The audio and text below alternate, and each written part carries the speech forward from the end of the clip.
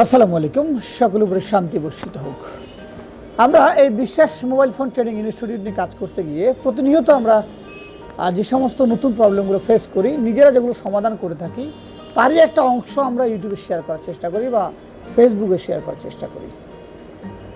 বিষয় হচ্ছে এমন যে প্র্যাকটিক্যাল কাজ করতে করতে কখন যে সাকসেস হয়ে যায় কাজটা আর কখন যে ব্যর্থ হয়ে যায় এটা বলাও মুশকিল। আসলে সময়ের বিবর্তনে কাজগুলো হয়, অনেক কাজ হয় না, সব কাজ হয়, এটা আসলে কোন টেকনিশিয়ান বলা কারো পক্ষে সম্ভব নয়, যেহেতু ডিভাইসটা একটি বৈদেশিক ডিভাইসটি আমাদের দেশে তৈরি হয় না। আজকে তেমন একটি কাজ আমরা ইতিমধ্যে ডাবল টাকার নিয়ে কাজ করছি। এই মুহূর্তে লাগানো আছে আমাদের হাতে, ডাবল টাকার একটা আইসি লাগানো আছে, ইতিমধ্যে আপনারা দেখছেন। এইটা ডাবল টাকারের র্যামের পার্টটা, র্যামের উপরের পার্টটা এটা। তো এই যে কাজগুলো আমরা করছি, এই কাজগুলো যে আমরা একটা চ্যানেলে যে ভিডিও করে দিচ্ছি, এটা যথেষ্ট সময়ের সাপেক্ষের বিষয় আসলে। তো ভিডিওগুলো অনেকে দেখেন বিদায় আমাদের স্টুডেন্টদের উপকার হয় বিদায় আমরা এগুলো করে থাকি। নয়তো বা এত সময় দিয়ে যদি আমরা অন্য কাজ করতাম বা মোবাইল ফোন রিপেয়ারের কাজ করতাম, অনেক বেশি ইনকাম করতে পারতাম, আমরা অনেক বেশি আয় করতে পারতাম।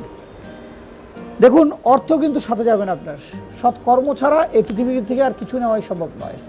সেটাকে বিশ্বাস করি বলেই আমরা এই কাজগুলো করছি। তো আজকে আমরা দেখাবো নোট 7 এর নো সার্ভিস।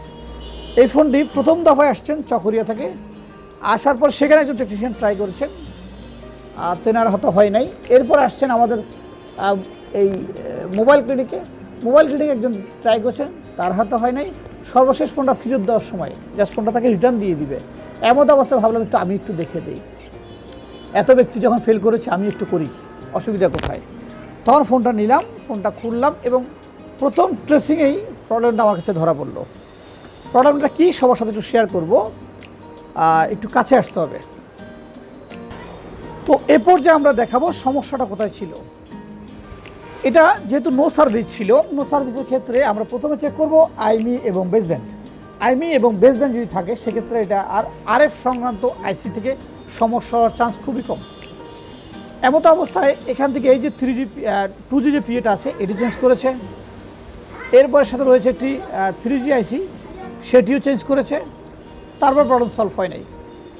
আসলে এই যে প্রবলেমটা বর্ণিত দেওয়াও নাই। যেন বর্ণিত নেটওয়ার্ক কী বলছে এখানে দেখুন, বর্ণিত নেটওয়ার্ক এখানে বলছে যে নেটওয়ার্কের যে ভোল্টেজগুলো আসছে এখান থেকে এসে আরএফআইসিতে প্রবেশ করছে, আরএফ থেকে বা এখানে আপনার ভিপিএস কয়েল হয়ে 2GPA-তে আসছে, 2GPA থেকে ভোল্টেজটা আবার পিএমআই থেকে গিয়ে আবার ঢুকছে করে 3G-তে। এখানে একটা জিনিস তারা স্কিপ করেছে, সেই স্কিপটাই আসলে মূলত প্রবলেম, যে এখানের এই ধারাবাহিকতায় খুঁজতে গিয়ে আসলে সমস্যার সমাধান করতে পারে নাই। এখানে যে 3G একটা কন্ট্রোলার আইসি রয়েছে, আইসিটা থেকে 3G-তে কিছু ভোল্টেজ সাপ্লাই দেওয়া হয়েছে, কিছু ডাটা ট্রান্সফার করা হয়েছে। এখানে যে কন্ট্রোলিং সেকশনটা রয়েছে এটা আসলে স্কিপ করেছে। তো আমরা এটাকে খুঁজে বের করার চেষ্টা করেছি এবং দেখলাম যে কয়েলের এই যে কয়েলটা একটু ওভারহিটিং দেখাচ্ছিল, লাইকে শর্ট ছিল, স্পার্ক করার পর শর্টটা চলে যায় কিন্তু ওভারহিটিং থেকে যায়। যেহেতু ওভারহিটিং থেকে যায় তাহলে এখানে ভোল্টেজটার কোনোভাবেই ডেলিভারি দেওয়ার সুযোগ থাকছে না। তো আমরা এবার ডায়াগ্রাম একটু দেখার চেষ্টা করব যে এখানে কী মিসিং হলো। এখানে এই যে সুইচিং যে ভোল্টেজটা আছে, এখানে সুইচিং যে একটা কয়েল দিয়েছে, 1 মাইক্রোহেনরি একটা কয়েল দেওয়া হয়েছে এখানে L1601। এই কয়েলটা দিয়ে মূলত দুই প্রান্তে ভোল্টেজটা আউটপুট হয়। আমরা বিট ম্যাচ দিয়ে দেখার চেষ্টা করেছি যে দুই প্রান্তে কী হয়ে যাচ্ছে। এটা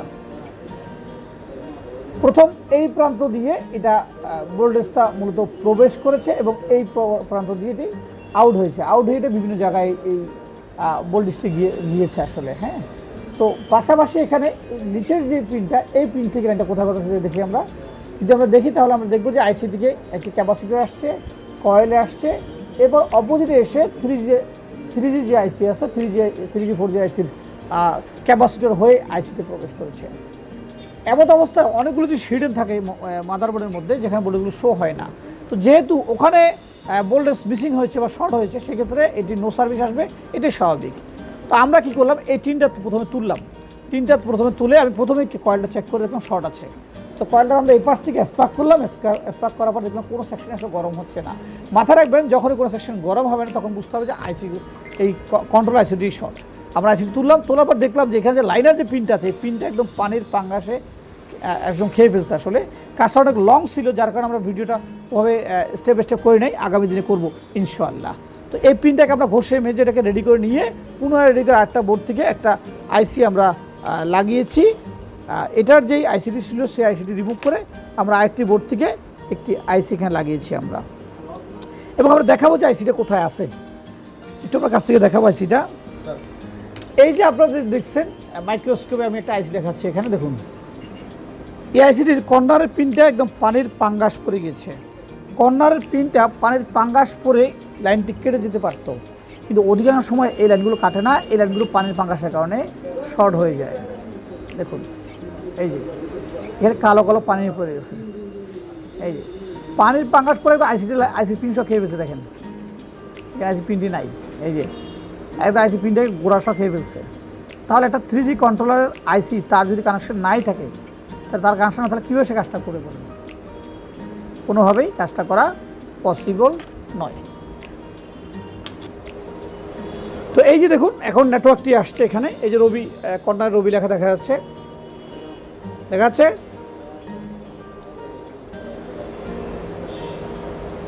কর্নার রবি লেখা দেখা যাচ্ছে, নেটওয়ার্কটি আসছে এটাতে। তো এই যে কাজটি আমরা করলাম, এই কাজটি করার জন্য আমরা যে স্টেপগুলোতে গেলাম, একটু বোর্ডটার অবস্থা দেখাই যে বোর্ডটার অবস্থা কী এখন। এই হলো আরএফআইসি, ইতিমধ্যে আরএফআইসি চেঞ্জ করা হয়েছে, নতুন আরএফআইসি লাগানো।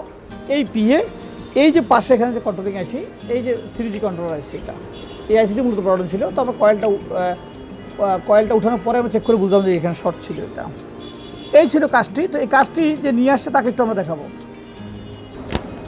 আসসালামু আলাইকুম, আমার নাম মোহাম্মদ ইয়াসিন আরাফাত। আমি বিশ্বাস মোবাইল ফোন ট্রেনিং ইনস্টিটিউটের 58তম ব্যাচের স্টুডেন্ট ছিলাম। তো আমি চকরিয়ায় একটা দোকান দিয়ে বসছি, বসার পর ওইখানে রেডমি নোট 7 একটা সেট নিয়ে আসছে, নো সার্ভিস। আগে একজন টেকনিশিয়ানকে দেখাইছে, দেখানোর পর ওই টেকনিশিয়ানটা বলতেছে মানে কাস্টমারকে উনি পারবে না। তো ফোনটা আমি রিসিভ করছি, রিসিভ করার পর আমি চিন্তা করছি কেউ না পারলে আমার উস্তাদ পারবে, মানে আমার স্যার পারবে। সেজন্য আমি সেটটা চিটাং নিয়ে আসি, এই মোবাইল ক্লিনিকে নিয়ে আসি। নিয়ে আসার পর যখন 2-3 জন টেকনিশিয়ান দেখার পর ব্যর্থ হয়েছে, তখন রিটার্ন নেওয়ার সময় আমার স্যার বলতেছে মানে আমি একটু ট্রাই করে দেখি। ট্রাই করার পর কাজটা সম্পন্ন হয়ে গেছে। এই কাজের উপর ইন্টারেস্ট হয়ে আমি স্যার জন্য মিষ্টি নিয়ে আনছি, বনফুল থেকে মিষ্টি নিয়ে আনছি। সবাই আমাদের জন্য দোয়া করবেন, বিশ্বাস মোবাইল ফোন ট্রেনিং ইনস্টিটিউটের জন্য দোয়া করবেন, যেন সেটা আরও সামনে এগিয়ে যেতে পারে। থ্যাংক ইউ আমাদের জন্য মিষ্টি আপ্যায়ন করার জন্য। আসলে এই কাজটাতে কি শিখলাম? এখান থেকে আমি শিখলাম, কাজটা নিয়ে আসার উদ্দেশ্য হলো কাজটা আমি দেখি কিছুটা হলো শিখবো, যাতে পরবর্তীতে আমি কাজটা করতে পারি। এই কাজটা একসাথে করতে পারবা? ইনশাআল্লাহ পারবো, চেষ্টা করতে হবে। এটা আমাদের সফলতা। আসলে আমরা সকল স্টুডেন্টের কাজ করা আমাদের লক্ষ্য নয়, সেই যাতে তার প্রবলেমগুলো বা কাজ করার স্টেপটা ধরতে পারে, তাহলেই সে নিজে স্বাবলম্বী হবে, পরিবার নিয়ে ভালো চলবে। আমরা দীর্ঘদিন কাজ করছি এই প্রত্যাশায় যে একজন যুবককে আমরা ট্রেনিং করাবো, ট্রেনিং করার পর সে তার এই শিক্ষাটা তার জীবনের কাজে লাগাবে, দেন সে স্বাবলম্বী হবে, সে সফলতা অর্জন করবে, পরিবার নিয়ে আনন্দ থাকবে। সবাই ভালো থাকবেন, সুস্থ থাকবেন, আবার দেখা হবে। আসসালামু আলাইকুম।